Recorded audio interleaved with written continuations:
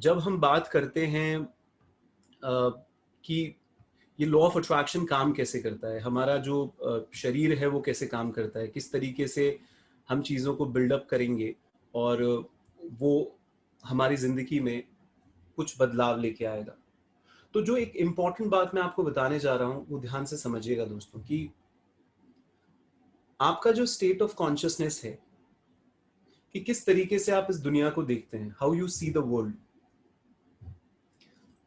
जो आप दुनिया को देखते हैं और जो आपके प्रीडोमिनेंट थॉट पैटर्न्स होते हैं, इसके बीच में बड़ा लिंकेज होता है।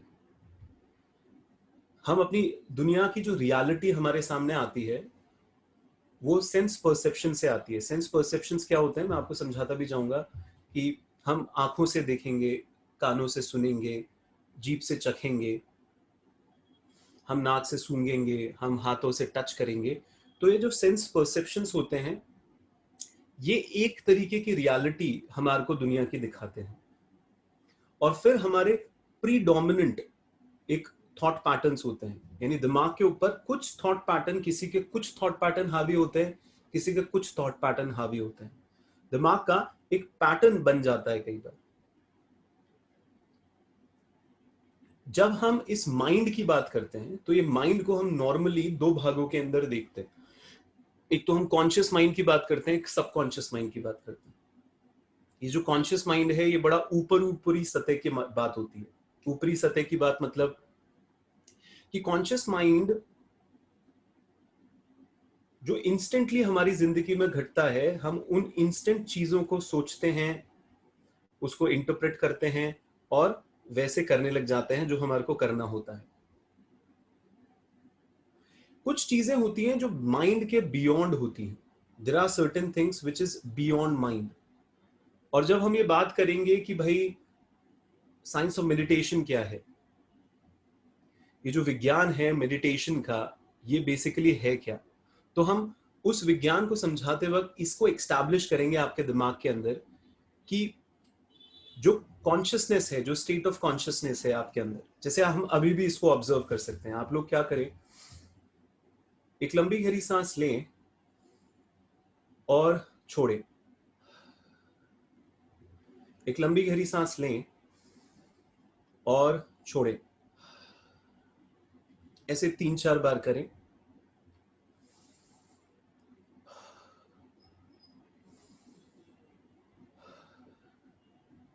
जब आप सांस ले रहे हैं और आप सांस को छोड़ रहे हैं, इस प्रक्रिया को थोड़ा सा नोटिस करें। कई बार कुछ प्रक्रियाओं के अंदर ये बताया जाता है कि अगर हम सांस को रोक लेंगे तो भी हम प्रेजेंट मूवमेंट में आ जाते हैं, हम नाव के अंदर आ जाते हैं। आपको ये समझना होगा कि जब हम सांस को रोकते हैं तो हम थॉट्स को, अपने दिमाग के थॉट्स को एक जगह पे अटकाते हैं, और जैसे हम सांस को छोड़ेंगे हमारे ज्यादा थॉट्स आने लग जाएंगे। करके देखते हैं। आप क्या करिए, लंबी गहरी सांस लीजिए और रोक लीजिए,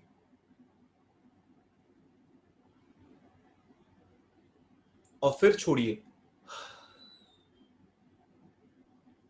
तो आप नोटिस करेंगे जब भी इस प्रक्रिया को करें, मैंने आपको एक सिंपल सी पहली प्रक्रिया बताई कि आप सांस को लीजिए और सांस को छोड़िए, और सांस कैसे नाक से अंदर जाती है, कैसे गले से जाती है, कैसे हमारे पेट तक जाती है, और सांस कैसे पेट से बाहर आती है, यानी चेस्ट में आती है, गले में आती है, और जो हमारे नॉस्ट्रल्स हैं उससे सांस बाहर आती है।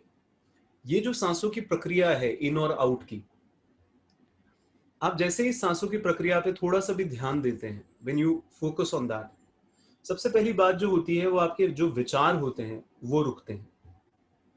आपके विचार जो होते हैं वो रुकते हैं दोस्तों। और मैं आपको बताऊं, ये जो पूरे सेशंस होंगे इसमें इन विचारों के बियॉन्ड जाना आपको सिखाने का प्रयास करेंगे। कई लोगों को लगता है कि आकर्षण का सिद्धांत तो ये है कि भाई विचारों को आने दो, क्योंकि विचारों में तो एनर्जी है, विचारों के अंदर तो पावर है, वाइब्रेशंस है, और ये विचार अगर हम लोग क्लियरली सोचेंगे तो हम लोग जो जो जहां में पाना चाहते हैं वो पाएंगे, क्योंकि स्टार्टिंग इसी से होता है। नो डाउट ये सुनने में बड़ा अच्छा लगता है, पर मैंने जो सेशन का शुरुआत किया उसके अंदर मैंने आपको रिलेशनशिप बताया कि दोस्तों हमारा जो तरीका होता है दुनिया को देखने का, उसके प्रीडोमिनेंट थॉट्स हमारे दिमाग में घर कर जाते हैं। प्रीडोमिनेंट थॉट्स, कुछ पैटर्न्स हमारे दिमाग में बन जाते हैं।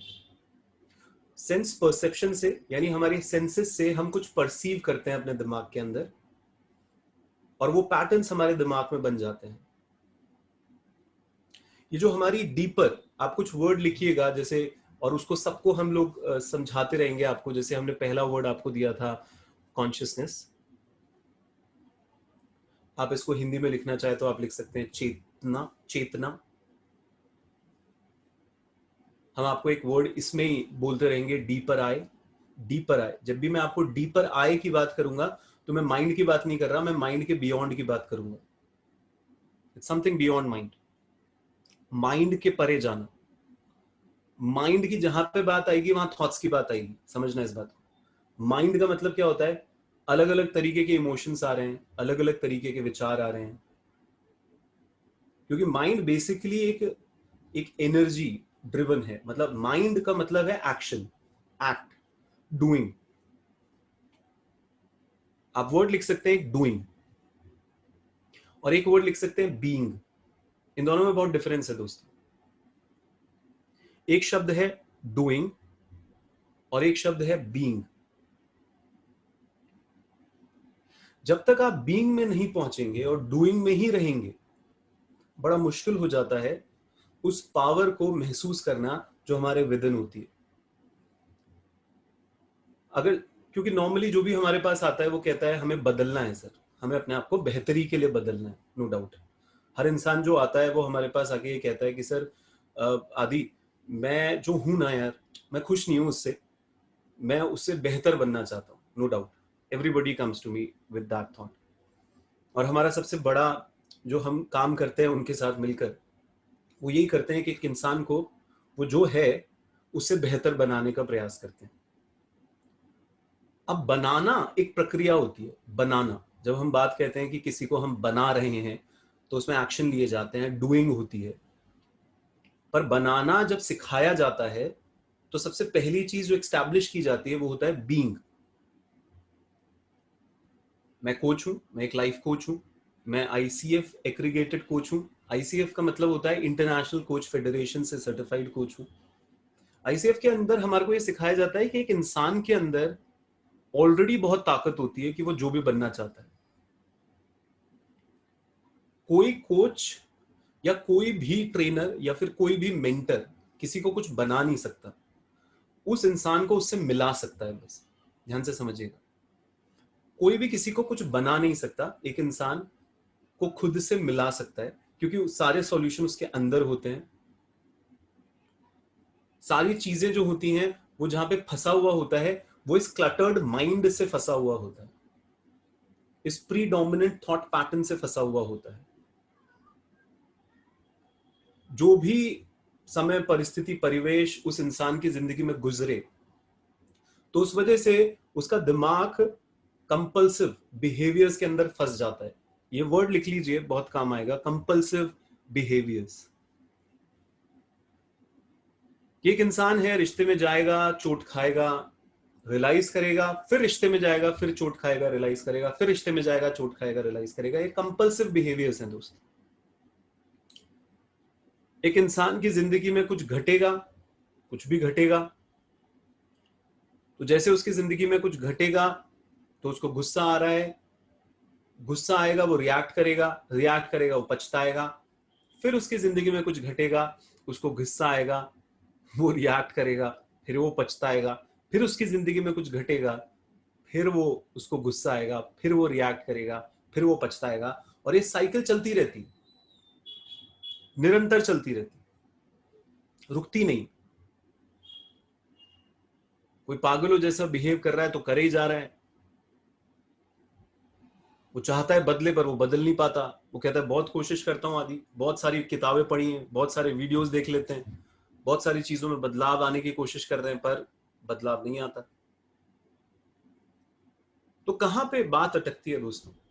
डूइंग और बीइंग में मेजर, अगर आप डिफरेंस समझ लेंगे तो